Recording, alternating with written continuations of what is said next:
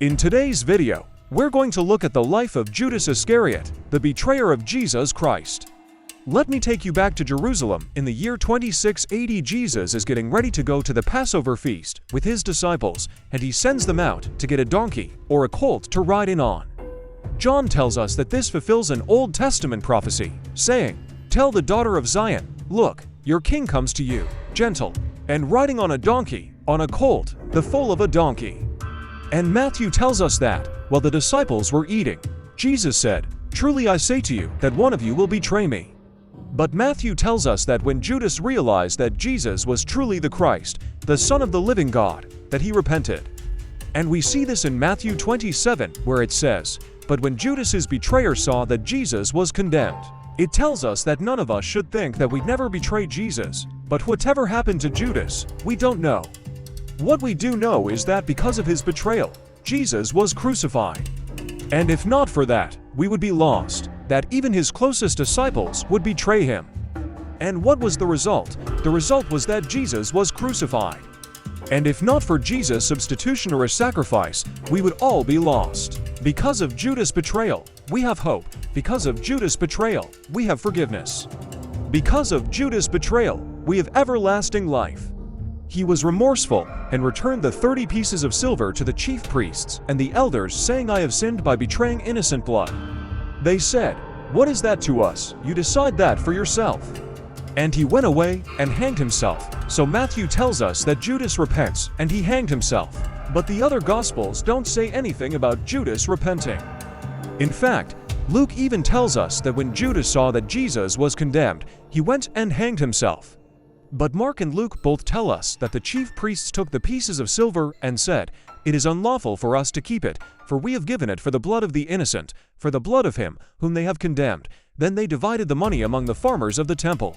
This, of course, is a reference to an Old Testament prophecy that says that the pieces of silver were given for the blood of him whom they have condemned.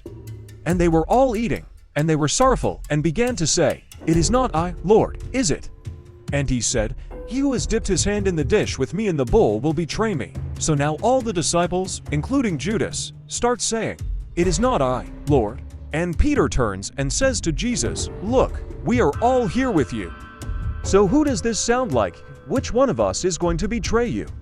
Jesus says, "The very one that is dipping bread in the dish with me." And according to Matthew, it was Judas. And so they go out into the city, find a donkey, and lo and behold, they bring it back to Jesus, and they lay their clothes on the donkey, and he gets on it and rides into Jerusalem.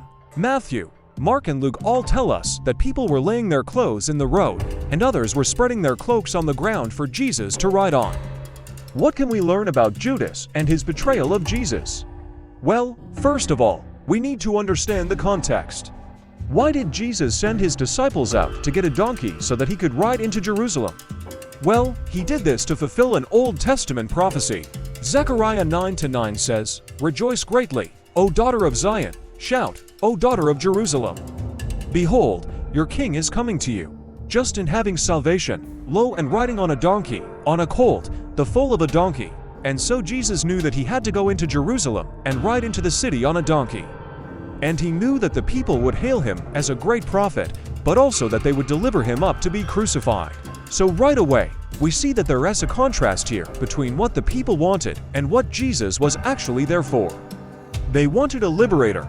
They wanted someone to overthrow the Romans, someone who could free them from their Roman oppressors. But Jesus was there for something else. He was there to pay the price for our sin.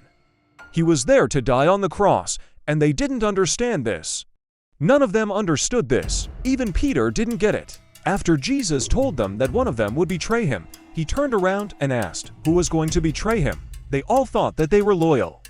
They all thought that they would never betray Jesus, and yet one of them did. The crowds are cheering. They are calling him the greatest prophet that has ever come, saying, "Blessed is he who comes in the name of the Lord." Now, in their mind, they think that this great prophet has come to deliver Israel from the Roman Empire.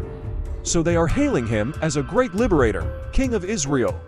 And they are shouting and praising God, saying, "We are saved." And there was no peace for him until he found it. And then Luke tells us that when Jesus entered the temple, he looked around at all the people and said, "How is it that all these people have left me? For the Son of Man will be delivered into the hands of sinful men, and they will kill him. We know that he was one of the 12 disciples, along with Peter, James, John, and Andrew, Philip, and Bartholomew, Thomas, Matthew, James, the son of Alphaeus, Simon the Cananean. And of course, we know his name, because he betrayed Jesus. But before that, he was one of the 12 that Jesus called to be his disciples. And we also know that he was a thief. John tells us that, "Now there was a thief among the 12, he said, he who dipped his bread with Jesus," and we don't know exactly what that means. There's a lot of speculation. Some say that he stole money from the group, but it's hard to say really why he was called a thief. But obviously, if he was called a thief, that wasn't the best quality that he possessed. But he was still called to be one of the 12 disciples. But he will be raised on the third day, and there were only a few that heard what he said. Now, many of the people were still rejoicing and praising him, but there were a few that were plotting against him. And one of those was Judas Iscariot, one of the 12 disciples. Now, Judas isn't mentioned much in the New Testament, but what little we do hear about him paints a very colorful picture, and then we see him during the Last Supper. Now, all four Gospels tell us that after this, Judas went out and betrayed Jesus over into the hands of the chief priests and the elders for 30 pieces of silver. So let's look at what we can learn from this. And so what does that tell us? Now, Judas, of course, felt remorse. He realized what he had done. He tried to give the money back.